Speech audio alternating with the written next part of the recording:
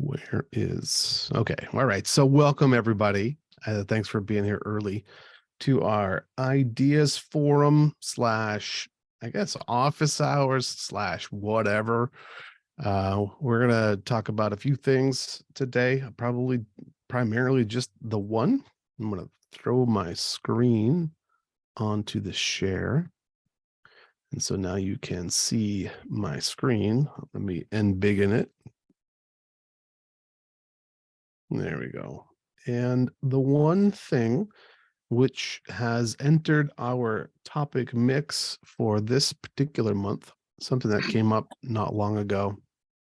I don't remember exactly when it came up internally, but I know there's been an issue posted out on the old GitHub for quite some time that was about adding Acme V2 to, oops, that's fun, to our controller and or router. But primarily, I would say mostly it's around the controller. So I added it back, oh my goodness, almost a year ago now. As somebody who is constantly turning a network off and on again, one of the things that I would think would be incredibly useful is if the controller were able to obtain its own certificate from LetsEncrypt using the HTTP challenge and not the DNS challenge. So it just seems natural for the controller to support this functionality. And then it probably would end up requiring us to do some thing. LetsEncrypt has the relatively short windows, so certificates would roll over quickly. We'd have to be able to handle that properly, probably surface other bugs. And one of the things that I thought was interesting that I thought would be able to do would be if it was capable if we could support Acme V2 in general, then whatever the controller's advertised address would be able to bootstrap its own PKI for a external consumer perspective. So things like the ZAC would be able to kind of piggyback on top of the controller being able to do this stuff, particularly when it comes to the quick start, because with a quick start, you usually just go and install everything on one single box and it's all right there. These people who don't log in, I got to readmit Jeremy back into the room.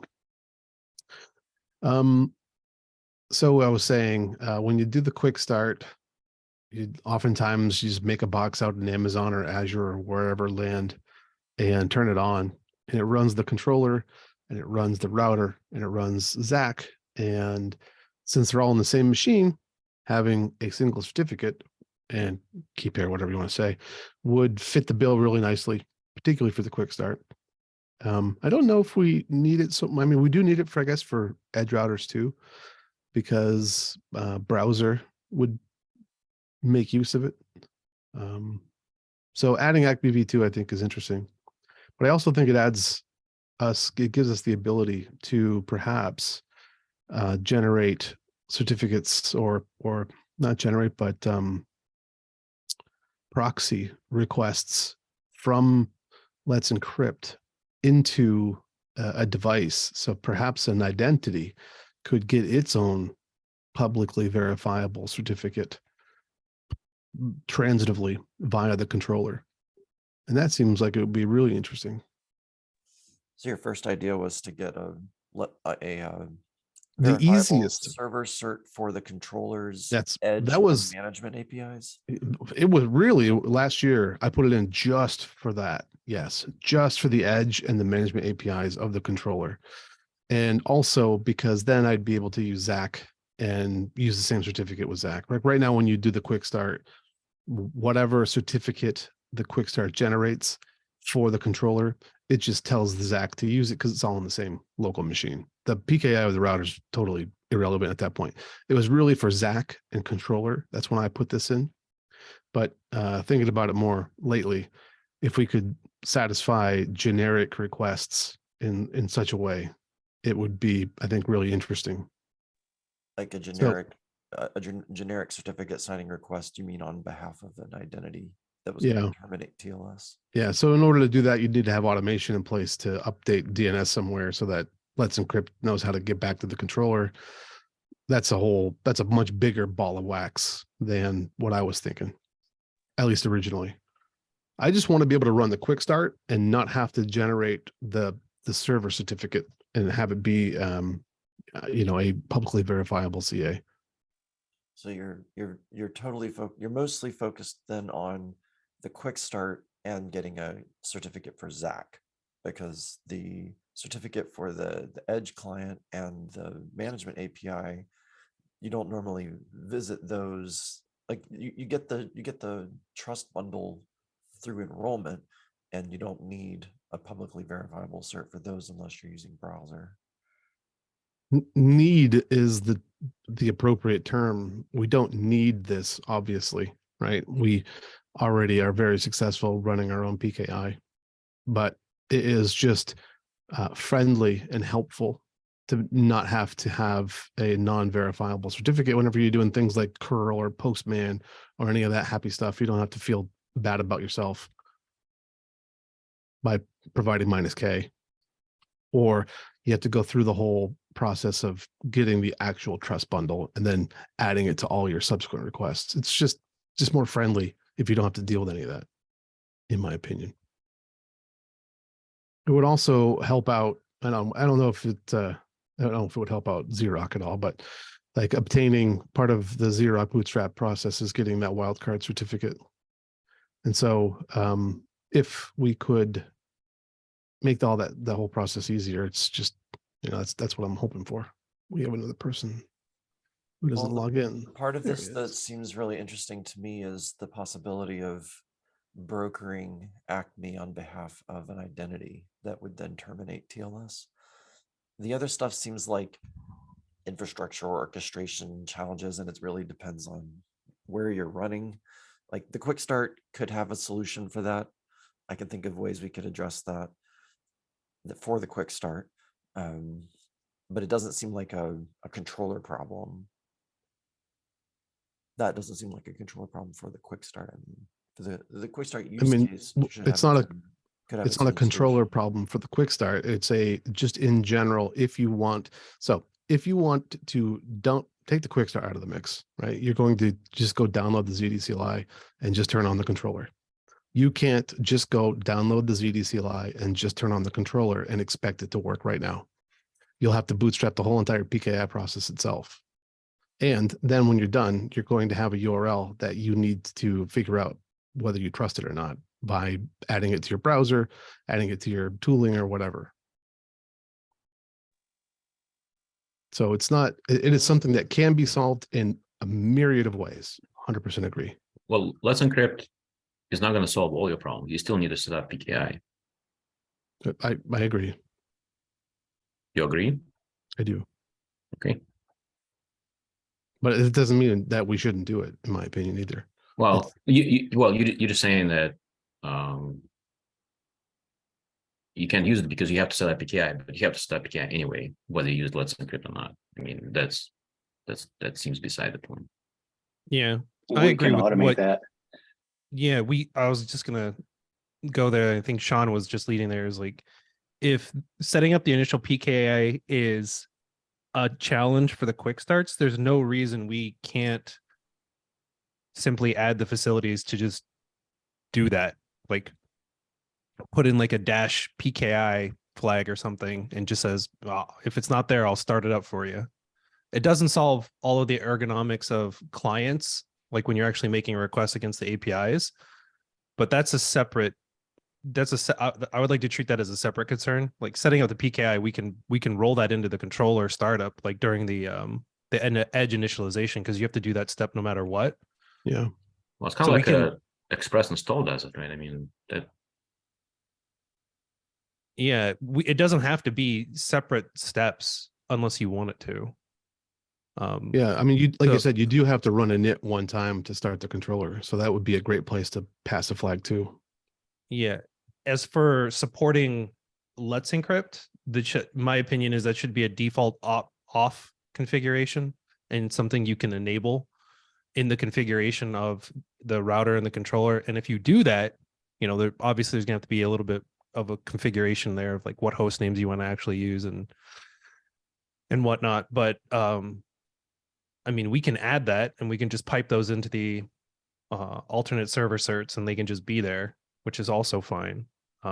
I will say I would not want that to be the default prescribed deployment, simply because when you add a third party public CA, you are then delegating some trust of your network to that entity. Like it's a new attack vector where if LetsEncrypt is compromised, then you are also compromised. And if you're deploying in, say, a network that doesn't have public internet access or limited outbound access, like I wouldn't want those scenarios to fail. So it'd have to be something you opt into. Yeah. Also, controller would have to know that it needs to renew certificate. Yeah, it would be part of that whole the logic that's powered off of that config section. But I mean, I think there's not one issue there. There's two. I think auto generating the PKI for quick starts is a good idea. I don't have any problem with that. And I also think adding the Acme V2 support to populate alternate server certs automatically for you is also pretty nice.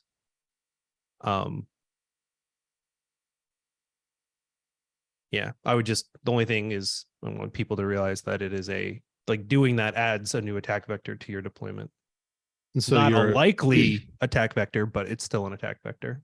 So the attack vector that you're considering would be the LetsEncrypt root certificate becoming compromised. Any of their signing certs. It could be an intermediate as well, because they offline their root and they have a number of subordinate intermediates that they use at an operating level. And those are the ones that are most likely to be attacked. Sure, compromised. Sure, but I'm just trying to play through what the attack would end up looking like then. So what it could impersonate the controller, and they could impersonate any LetsEncrypt powered site that is powered by that intermediate, or well, actually, technically, anybody who's trusting that root that signed that intermediate. It's a big problem. If public CA is compromised, it's a big deal, and usually there's a fast rolling of certificates and revoking of them. But if you're dealing with people who are statically configuring trust stores, then they're usually going to be slow and they'll remain compromised until whoever's operating that system realizes that they're using a compromised certificate. Trusting it, I should say. And then, like Eugene was saying, it's man in the middle, it's masquerading, it's a whole bunch of problems. Basically, your entire security stack is compromised at that point. well, controller would need to know, right? We need to monitor the intermediate and check against the revocation list and do all the right steps to ameliorate that, right? Which could be automated. Yeah, I'm assuming, LetsEncrypt being a public CA, I'm sure they have support for revocation lists as well. it's an interesting question. What the actual attack would look like if somebody were able to impersonate the controller. Like at that point, they could just see they could see every request coming in, and they can take any credentials they want. If they can man in the middle, they can impersonate then any probably can impersonate any identity. They can provision identities, I'm guessing. Maybe not. They can steal, but the certificate that you're presenting back to the controller from the client is just it's public material, right? So right. So what sort of, that's why I'm trying to understand where that would become an actual problem. So so any request that's submitted to the controller, right? So just having a compromised CA is only one part of an attack. Like an attack is never just like one thing went wrong and then you have access to everything. It's always a bunch of building blocks that are put together to form an attack. Having a public CA that's compromised is a big block. It's a large portion of the attack, but it's not the only thing. Like you're talking about, you're most likely doing DNS poisoning or coupling it with some other way of getting onto a machine or into a network and basically routing traffic through you so you can masquerade. And then once you do that, then you can basically take any security token and become any user. You can hijack any session you want. I mean, Yeah, that would be a in the problem for end, from sure. a pure risk standpoint, you're talking about something that would compromise massive parts of the internet to start with. It That's depends why on which intermediate is compromised. well, yeah, but I mean, large but that's portions. why these things are protected by the layers they're protected by. Yeah. I mean, you know, while it is a massive potential impact, the actual actors capable of pulling it off are really, really small. And the likelihood of it not being detected and et cetera. I mean, from a risk standpoint, it is actually really, really low because it has a huge impact, but a minuscule probability of it occurring. Yes. Until it happens. But the only And then way somebody I- does it. right? Well, yeah, I mean, look, hey, the fourth deviation happens, right? A large enough sample. I get that, but at the same time, you know, for here and having the option of somebody to go in or out of that is themselves, right? I mean, what you're saying is, okay, they could take over NF console and grab everybody's credentials from there. They could take over netfoundry.io and say, I love WireGuard on it. You know, as soon as they do that, they can do whatever they like if they can compromise a root CA or, to your point, the intermediates, which are just as good in many cases. So if Yeah. I'm understanding you, Mike, it sounds like you're asserting that this is worth the risk. Having the friendly, usable certificate to you is worthwhile because the likelihood of this attack is unlikely, but the benefits to most people outweigh that risk. Yeah, especially if it's an option, right? Yeah. If it's a Right. user So you can option always- to enable you can or always- disable this, then they assume the risk, however Yep, minuscule it is. So to Andrew's point, those who are interested in the utmost of security would have the default setup, which would rely on your own PKI that you have configured and that you can secure and maintain, as opposed to reducing your security posture a tiny bit by leveraging a public CA. I would just, I guess, add to that I don't think you're necessarily reducing your exposure. If you're managing your own PKI and you are responsible for securing it, there's nothing to say that you're going to do a better job than LetsEncrypt. Right. So Yeah. I think there's, well- there's a downside either way. Yeah, I mean, but that's at the true, same but time, you're also far less likely to be targeted for that attack. You're much less interesting, but you're also, I bet you're not as good at it. There's that too, for sure. But also, well, I guess we're not talking about like NetFoundry, right? I'm just curious, Clint, why you think that using your own PKI is awkward or not usable? It's an ergonomic problem. Every time you issue a curl statement, you have to drop -K on there saying, yeah, it's fine. Or you have to go get the CA and you have to pass the CA to your curl statement, or you have to go get the CA and add the CA to your OS's trust bundle so that now you don't have to pass -K or the CA flag. It's just an ergonomics problem. On top of that, the ZAC itself is the UI for the controller. And although ZAC was written for multi-controllers, generally speaking, it's probably going to be a one-to-one situation. And so as a user using the ZAC, it sure would be nice to not get the scary, this is an untrusted site thing. And so it's ZAC can do that on its own. It can implement that today. It doesn't need the controller to do anything. There's no question about that. Yep. And you can also obtain your own certificate however you want as well. Like that's an option. That's an option too. But if ZAC is doing it for ZAC, then that means your Edge API and your management API have the same particular CA issue, which is not a problem for the ZT CLI because it bootstraps the certificate store itself and deals with it. So it's just for postmans and for curls and for anything else like along those lines. Anyone thought about how this would work for HA, where you've got multiple controllers? They need to have a shared root of trust. I don't think it changes. It doesn't change the setup at all. Like, Each controller would just basically be configured with what they advertise, and then that advertised address would be what you would inform Let's Encrypt to come back at and say, complete your challenge here. No, right. no, but they would use your shared PKI, right? Let's not talk about Let's Encrypt, right? If you're doing your own PKI, controls better share the same root of trust. I mean, there's always gonna be a private PKI on the inside, and that'll handle inter-component connections. The only thing Let's Encrypt does is for publicly addressable connections.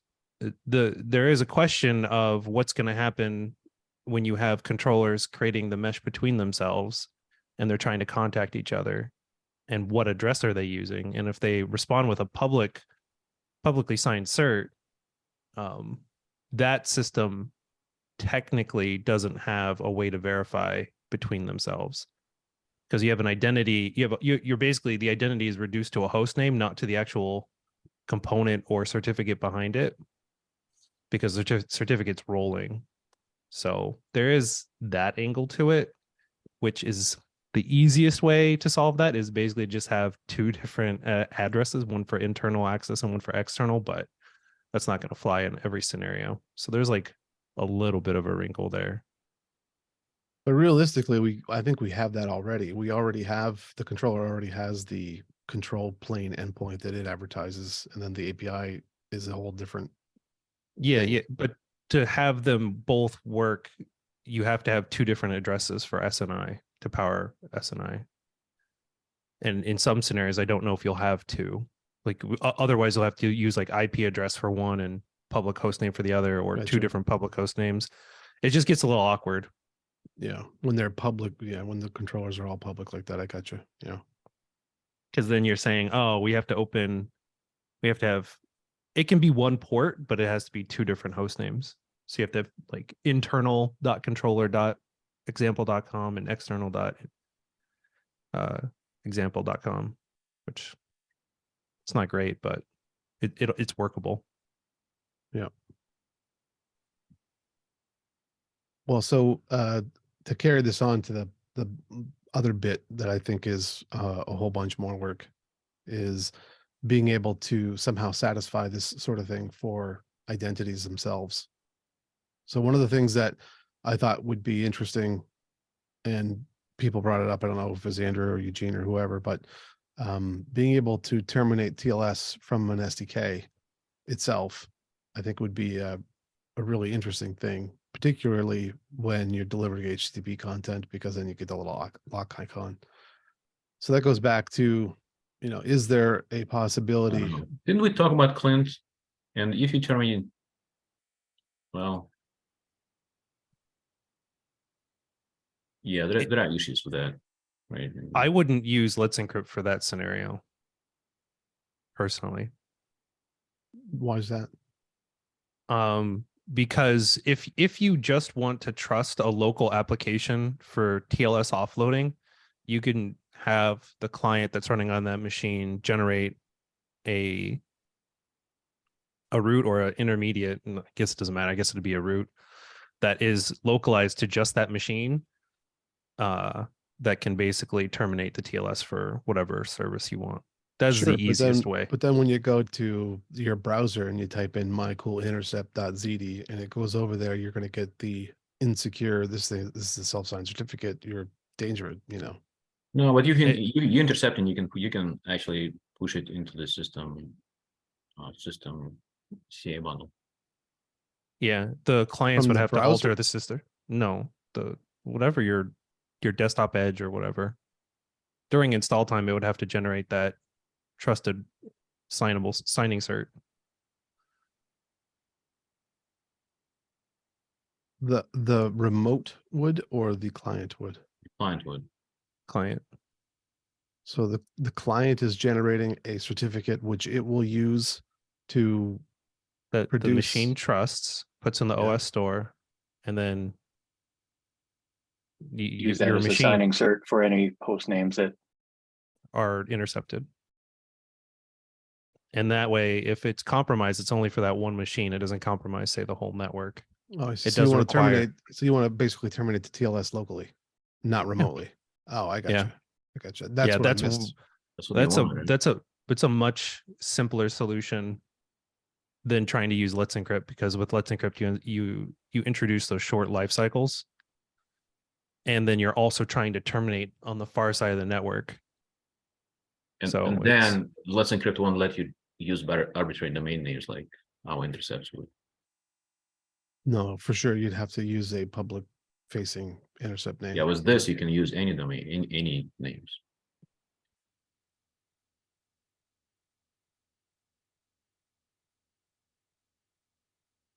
Yeah.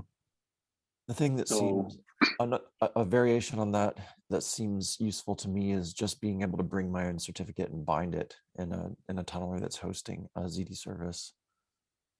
To bind my own certificate to a ZT service. on That's the totally host different. or the That's totally client? different than what we just talked about, though, right? This does not involve LetsEncrypt in band to ZT. Nor is it client side. It is not client TLS. side. No. Yeah. If you I terminate- think there's a lot of usefulness in terminating TLS on the far side. Which is Like you can we can do mutual TLS on the local side, right? If you want to do TLS over ZT, right, you're basically losing mutual TLS at that point. If you terminate TLS on the client side, then you're not really supplying full TLS capability. Yeah. Last You- mile is whatever de- it is. The thing, depends. another thing is like when the tunneler gets the connection request, it doesn't know whether it wants to terminate TLS there or not, well, because it's just TCP traffic. Yeah. You could add a config option for that, I suppose, but yeah. well, I mean, the second you're using a tunneler, you're trusting the tunneler, not what's accessing the network stack on the operating system. But if Right, you're you're- using TLS, you're not trusting the tunneler. Like if it terminates all the way to the other side, you don't have to trust the Well, tunneler then. No, So I think I that's mean, the thing. it doesn't. I don't think it adds any more security trusting locally or no, far it doesn't, when but you have provides ZT. Like, there's provides no capabilities, Andrew. Right, like mutual TLS. You could do mutual TLS over ZT. I do think it adds the far side. Like you're certain. that Oh, you're saying like another layer of TLS, not ZT's TLS. You're talking about the tunneled traffic Underlay. of client. Yes. Yeah. Yeah. So we have mutual TLS between all the nodes. We have end-to-end encryption still, and then TLS over the end-to-end encryption, effectively, which is what you do when you SSH or when you HTTPS someplace, already. You don't have to trust ZT at all if you're terminating TLS at the far side.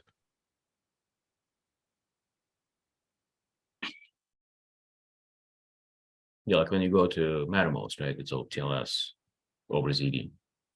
Yeah, it's just one way TLS. Like not the number of things that actually use mutual TLS are light, but Well, like fintech APIs usually are at mutual TLS, and so are like What about telephone T- carriers. that's- I didn't hear that. Whatever you said. a lot of IoT is mutual TLS.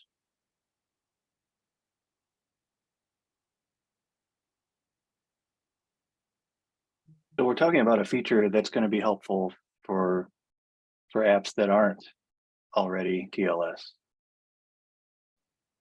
What? right? Well, that's I the mean, locally terminated TLS one, right? Right. We're talking about three different things here. We have the Yeah. terminating TLS on the far side, terminating TLS on the near side, and then questionably allowing Let's Encrypt to be a whole part of that whole mix, right? So that you don't have to, so that you as the user don't have to go and generate a PKI, but you can manage it if you want to, if you're fancy enough. But And so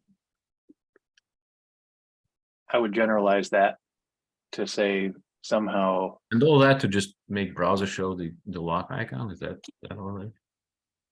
yes, go ahead, Sean. somehow, I mean, it can be LetsEncrypt because it's already has a publicly trusted root, or we could fiddle around with the trust store on the box to make that happen. Let's Without- probably not going to fly, Sean, for reasons we mentioned before. That's I get having squirrely. having a local man in the middle is one thing. Having a global distributed one, I'm less inclined to want to do that, to have like a shared root everywhere installed. I didn't say, I wasn't talking about a shared root.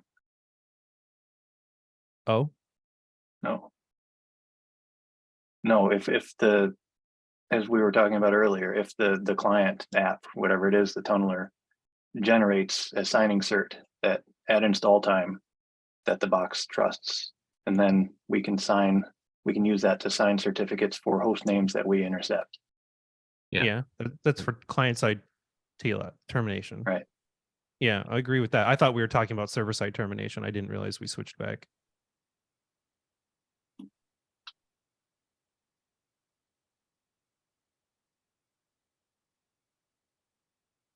I see a lot of thinking going on, different people. Yeah, I was working through how the far side server would, like, if you want the terminating service to have a publicly signed certificate, I mean, it's got to be, is that where the controller assisted enrollment comes in? Basically, yeah. So that's where it would become So I think, that- much more complicated in that time, because in order to do that, you'll need to provide, like Eugene's saying, you'll have to provide a publicly verifiable top level domain, and it's probably going to be Yeah. whatever your controller is, in the similar way that Xerox does, where it's something in front of period your period controller, right? And then you're going to Yeah. have to update some DNS entry somewhere, so that when you ask LetsEncrypt to satisfy the challenge, it can send it to the proper place. Well, it would only ever send it to the controller, right? You And would then it never would send want it to, that's right. But the controller would just tunnel it straight down to the edge. That's Yeah. the interesting part. Yeah. I mean, interesting, yes, but I don't think that's particularly difficult to do. Yeah, I don't But I then you don't know have to what that, tell customers what names and they cannot use, right? yeah, that would mean every time they want to turn this on, I guess I'm trying to work through what the user would actually do. So they'd go into a service and say, I want this to be server side terminated with a LetsEncrypt certificate. Please configure your DNS to point to the controller, and the controller handles it. And then one side effect is that the publicly routable address will always point to the controller. So when you're on a client that is trying to hit your end service, you'll either get the endpoint over the ZD network, or you'll hit the controller. And so the controller will most likely respond with, what are you doing? Like some kind of error message. It'll respond with something though. Well, that's where the DNS challenge could be useful too, because if you use the DNS challenge instead, you can update the DNS record with the proper nonce that it wants you to update it with. And then you don't need to do exactly that. You can just go and get it from wherever you are, but you're going to be able to update the DNS challenge. That you got to do the DNS challenge dance, which is a bit more difficult, I think. I don't know. Maybe I don't know if it is or isn't. I mean, I think but that's this would be. I think this would be killer. This would be neat, particularly from server side apps. I feel like I'm missing something really big here. Like we're talking about encrypting the link between the hosting tunneler or whatever the end app is for ZD and the service at the very end, right? So yeah, so like let's take a real example. We had that one user on Discourse, and they were using Caddy and or Nginx specifically for the only purpose of terminating TLS. So they just needed TLS to be presented at the far side so that they could offload TLS to something else so that they could get their lock icon. That's what they wanted to do. And so that led to the discussion, that's kind of a neat idea. What if Ziti just did that for you in some way, shape, or form so that you didn't have to go and install, quote unquote, yet another piece of software? Not that you can't do it in that way. Totally reasonable to use Nginx that way, or Caddy, or anything else. Right. So if we can do that at the client side, why are we interested now in doing it at the hosting side? Because the hosting side has to be the one that presents that certificate. That's No, to answer your question, Sean, the only reason that has been presented that I understood that made sense was when you want to actually do mutual TLS. So you actually need the TLS connection on the underlay to hit the FAR server. That's the only scenario But again, that's made sense. If Terminating we are that terminating locally. TLS locally, we are man in the middling that traffic. That is the definition of what we're doing. If Yeah, you're but then- terminating on the far side, you are not man in the middling that traffic. Sure you are. How? Instead of the client side tunneler man in the middling, it's the hosting side tunneler man in the middling. That's a big difference, though, How is that a big difference? because you're actually sending the traffic to the place that it's designed. It's destined to. the And then hosting its job is service, to whatever offload it. whatever the service is at the other side, has to be presenting the certificate. So unless we're going to tell that app how to use our PKI, I don't see. I mean, there's no way to make that easy. It's not our PKI though. So I want to get out of, I want to stop thinking about this in terms of tunnelers, for starters. This is application embedded server side stuff. That's if you're doing application embedded, are you talking about application embedded both sides or just one side? probably one side, probably the server side, because otherwise it's not so important.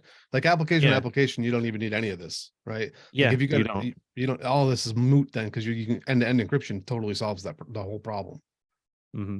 But so so if it's server side embedded but client side tunneled, that's the scenario you're working on. well, I think it's just takes some things out of the equation. It just, instead of wondering where TLS is terminated, we're just stating it. Or we can say it will only be tunneler terminated, and this is not a function of SDKs. This is a tunneler function, which is cool too. I could see that as well.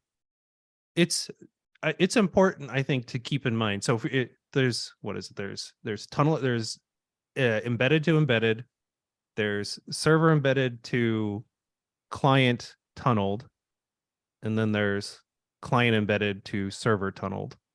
And realistically, if we want these features to go out there, it has to make sense in three of those, in the two tunneled scenarios, yeah. Or I guess tunnel to tunnel is also possible. So there's three.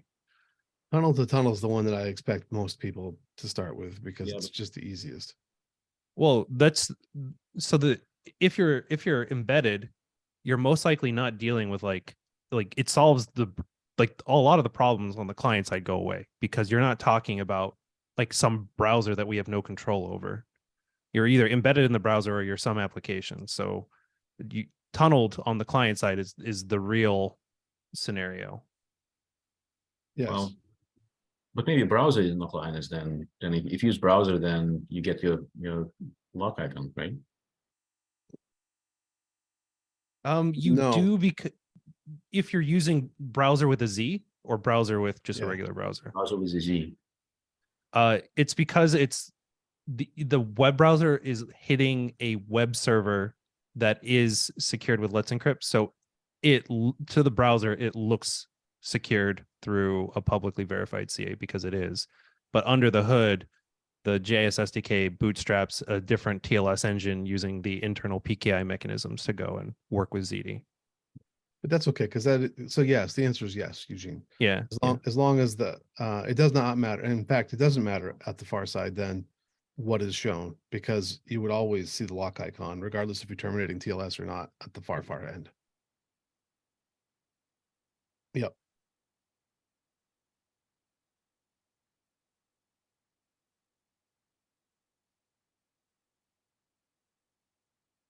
Yeah, but also if you have embedded, then the client tunneler generated cert would also work. it would work for getting the lock icon to show up Yeah. in that for that. Yes. If the client was trying to present a client certificate to the targeted backend system, it would not work because you're terminating TLS too soon. We could. Actually, So- might be an so- interesting. You can't Hear me out. proxy client. You can't proxy client certs if you terminate TLS. It doesn't work. Can't proxy client servers. What are you talking about? Yeah, the tunneler could just take that cert and present it back again. So It's you kind of could. a dial No. information. It can pass arbitrary data on the dial request. If you terminate TLS client side, Yeah. right, that the request goes there, and then the handshake is done. Like TLS Well, no, handshake is done, Yes, and then but, you have but you could capture. But there's client two certificate. handshakes. There's two handshakes there. you can't, but you don't have the private key to No, no, no, simulate I'm not the saying. client cert. I'm not No, saying- I'm just I'm not- this is a mutual TLS scenario. I agree. I agree. In the mutual TLS scenario, the server says, I accept connection, give me client certs.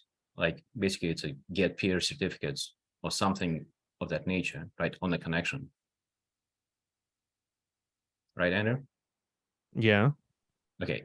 So the tunneler could capture the client certs and pass it along as on a side channel of the ZT You- connection. You And- don't. Oh, you're saying, okay, continue. Just pass this client certificates bundle to the far end, and when the server code asks for get me peer certificates, we can present them. We can't if it's tunneled on the other side.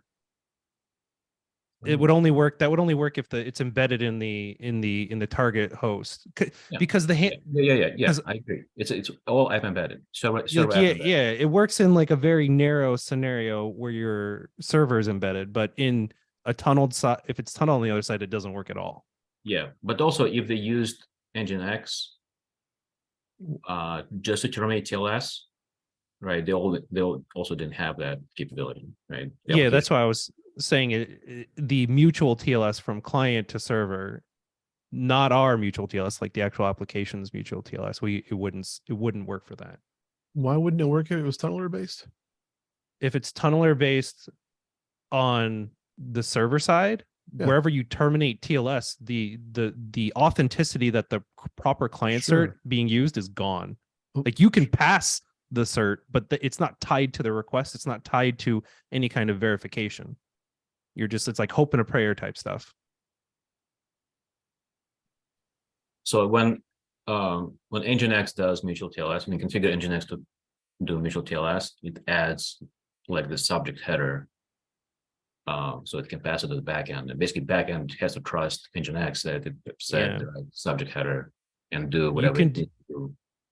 You can do signed headers as well. Like you can actually you can provide the headers and then sign them, providing yet another header that you can use to verify the other header. And the signature will verify it. So you can make sure that nobody's like forwarding you requests from a different system. That Right. is also possible. So like I guess you could do it, but you're talking about more configuration and more Yeah. pieces of trust. Like you're not making it simpler at all. Like, but it'll work.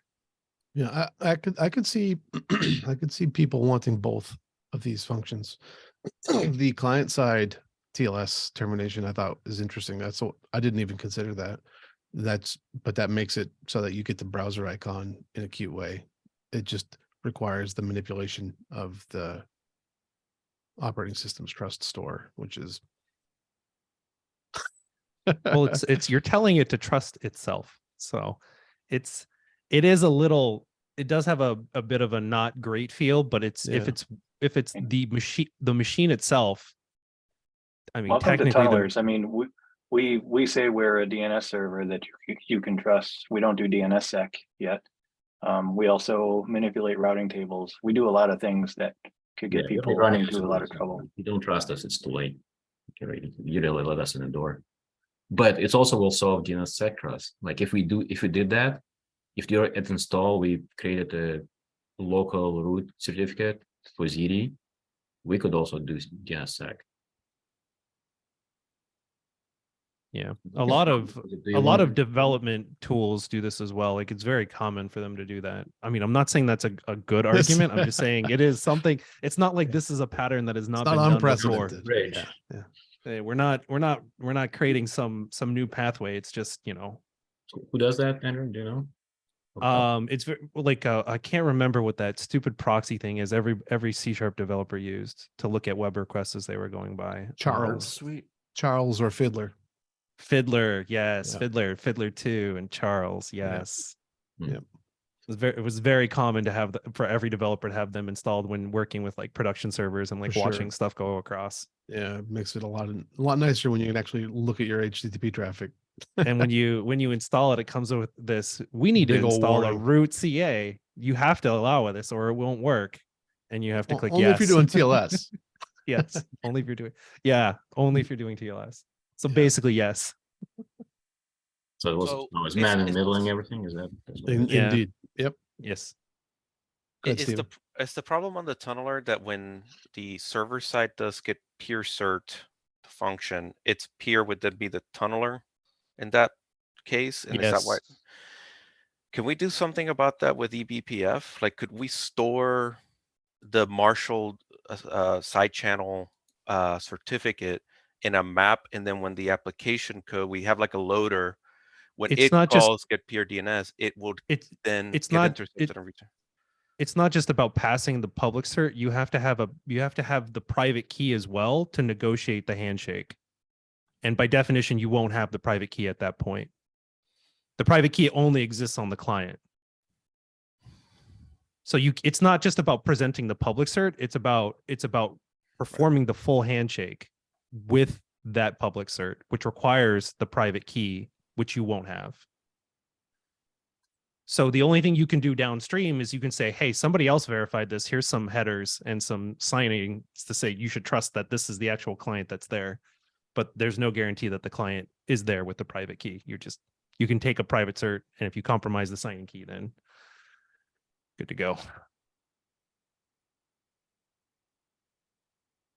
All right. Anything anybody else wants to add on this? I feel like we did a pretty good job covering it. I'm curious, Eugene, you looked like you had something to say, and then you didn't say anything. I wasn't quiet, so I'm sure. Oh, you raised your finger up in the air. I just didn't know if if you were gonna say something. Okay. When was that? What was covered? When Andrew responded. About the other software that does it? Yeah, but my question about the server. Oh yeah, I was just gonna say the same thing that Andrew was, but less eloquently. I Oh, think thank with you. fewer words. With fewer words would be better. Yeah, I would say, I think if we were gonna like, there's like individual pieces of this. I think all of the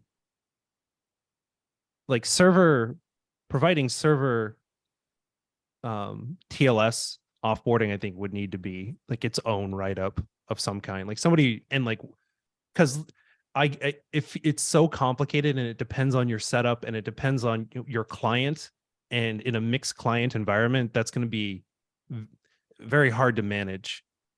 You know, because certain things will work for certain clients but won't work for other clients. And in a mixed client scenario, like if you have one network where some apps are embedded and some aren't, or some people are using CLIs and some people are using browsers, like kind of like if you have to know how the client is deployed, that makes it very difficult. In my opinion, I don't have a clear understanding of how. I can imagine how each piece is configured individually for different scenarios, but in a actual production network where you just need things to work and it needs to not matter what the client is doing, I don't know how all these options would fit together.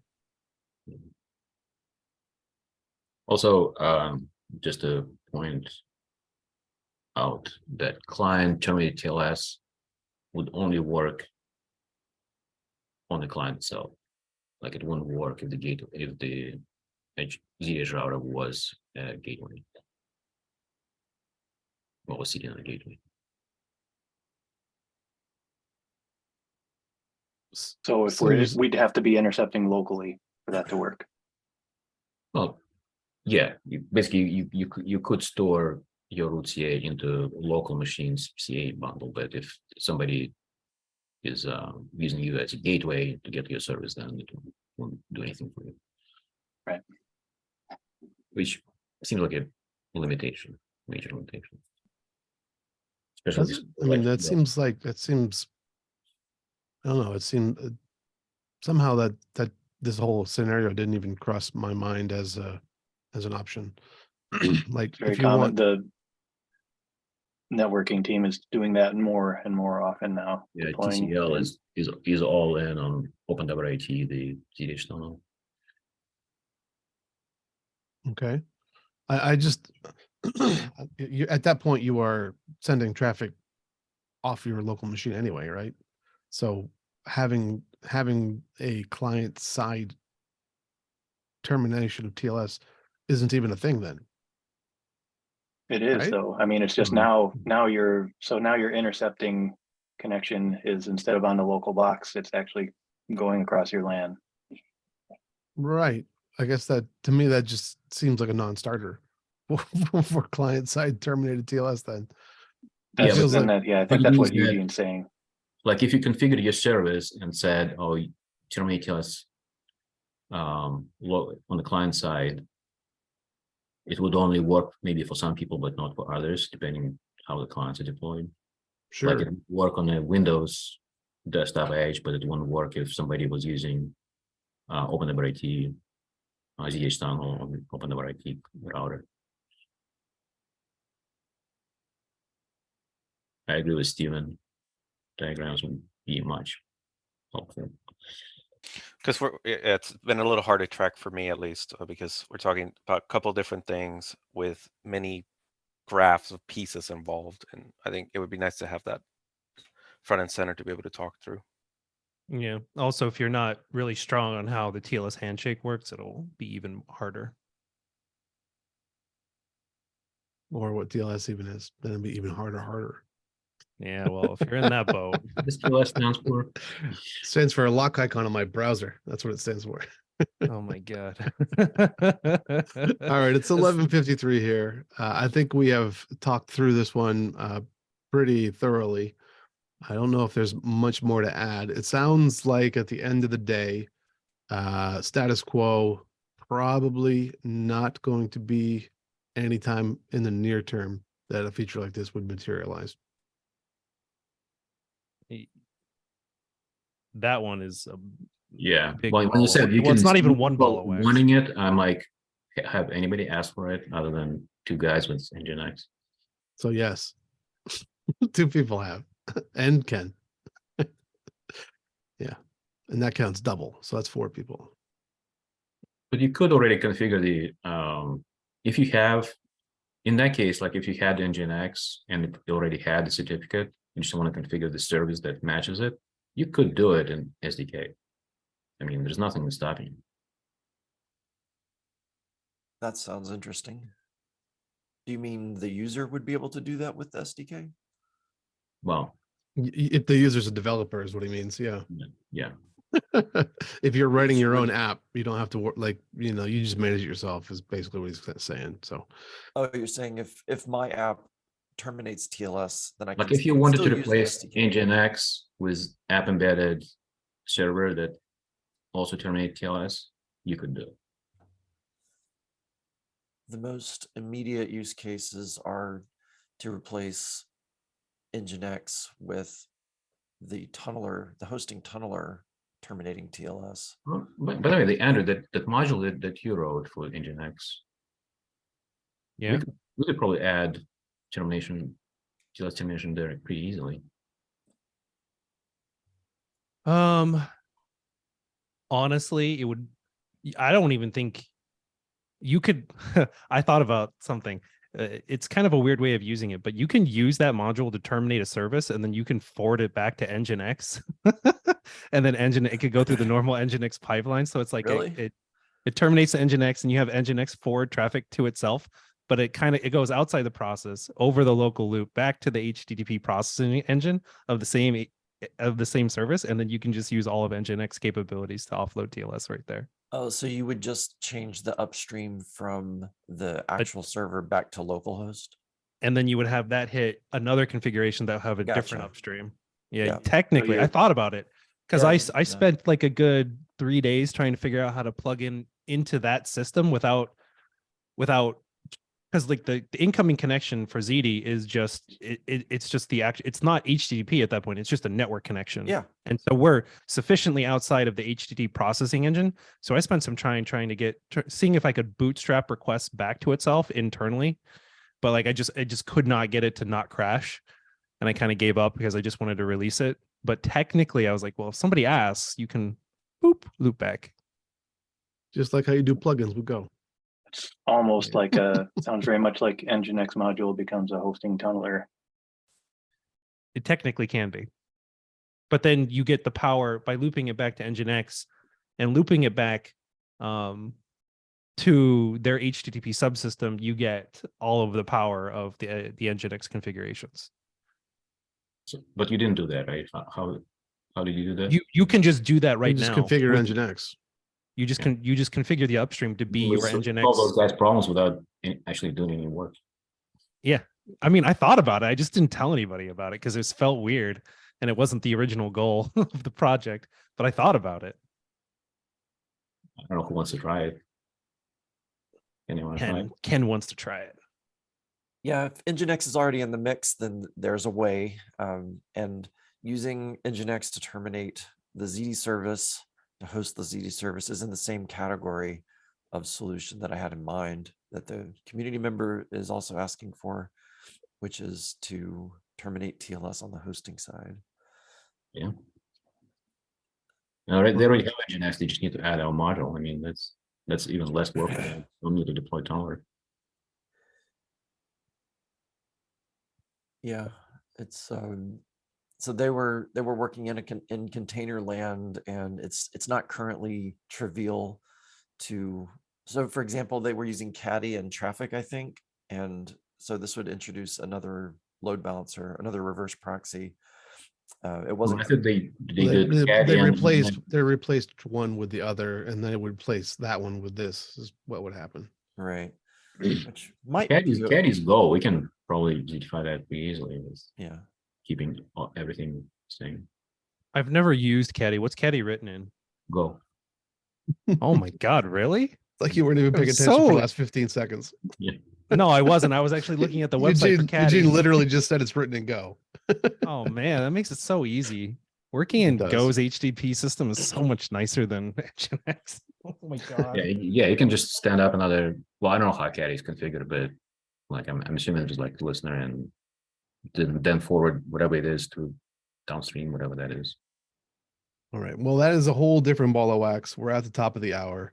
I'm going to consider this to be a good monthly forum and shut it down.